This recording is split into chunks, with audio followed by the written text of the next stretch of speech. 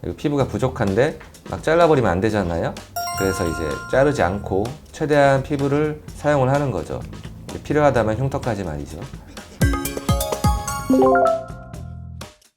안녕하세요. 처음처럼 성형외과 이방서 원장입니다. 아마 성형에 대해서 좀 알고 계신 분들은 두 줄 딱이란 말을 들어보셨겠지만 그치 이게 뭔가 하고 생각하시는 분들도 많을 거예요. 두 줄 딱이가 어떻게 하는 수술이고 왜 해야 되고 왜 하면 안 되는지 한번 따져보겠습니다. 할 얘기가 많아서 오늘은 좀 빨리 시작할게요. 먼저 두 줄 딱이에 대해서 설명을 해보겠습니다. 일단 두 줄 딱이는 쌍꺼풀이 높은 쌍꺼풀을 낮은 쌍꺼풀로 만들 때 하게 되는 수술입니다. 그렇다면 두 줄 딱이는 라인이 두 줄이 있는 경우에 하는 수술을 말하는 걸까요? 물론 그렇지는 않습니다. 피부 여유가 많은 경우에는 높은 쌍꺼풀과 새로운 낮은 쌍꺼풀 라인 사이의 피부를 잘라내면서 수술을 하게 되는데, 이제 눈썹의 위치가 너무 낮거나 아니면은 이전 수술에 피부를 너무 많이 잘라내가지고 피부 여유가 없는 경우에 두 줄 딱이를 진행하게 됩니다. 기존 쌍꺼풀 라인과 새로 잡은 라인 사이를 잘라내지 않고 유착만 풀어서 두는 방법이 바로 두 줄 딱이인데요. 유착을 풀고 흉터를 잘 정리해주면 새로운 쌍꺼풀 한 줄만 남게 됩니다. 그래서 두 줄 딱이가 그럼 왜 필요한지 궁금하실 거예요. 두 줄 딱이는 이제 피부가 부족한 분들을 위한 수술 방법입니다. 일단 피부가 부족한데 막 잘라버리면 안 되잖아요. 그래서 이제 자르지 않고 최대한 피부를 사용을 하는 거죠. 필요하다면 흉터까지 말이죠. 그래서 피부가 부족하다는 게 무슨 소리가 싶으실 텐데, 약간 쌍꺼풀이 라인만 잡히고 이제 접히지 않아서 눈을 뜨고 있는데도 쌍꺼풀 라인이 흉터가 거의 그대로 보이는 분들을 보셨을 거예요. 그래서 피부가 부족해서 접힐 게 없는 그런 상황인 거죠.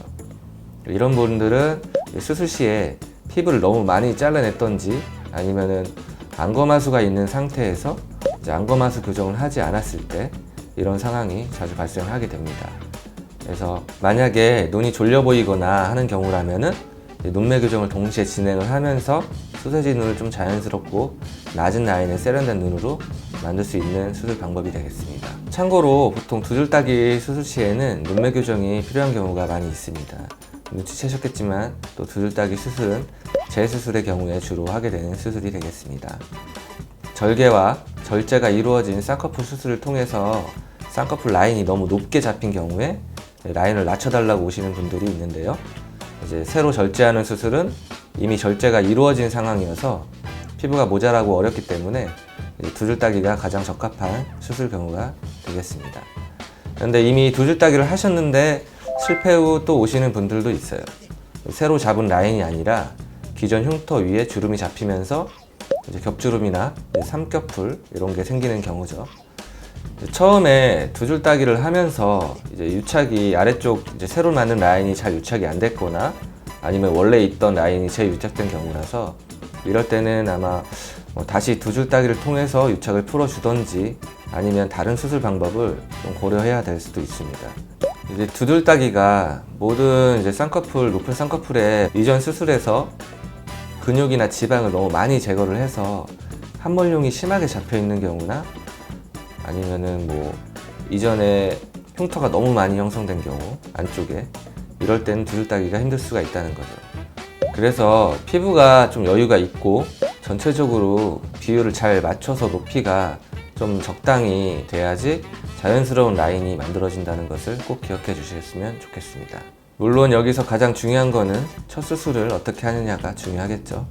그럼 오늘은 여기까지 하겠습니다. 처음처럼 성형외과 이방석 원장이었습니다. 감사합니다.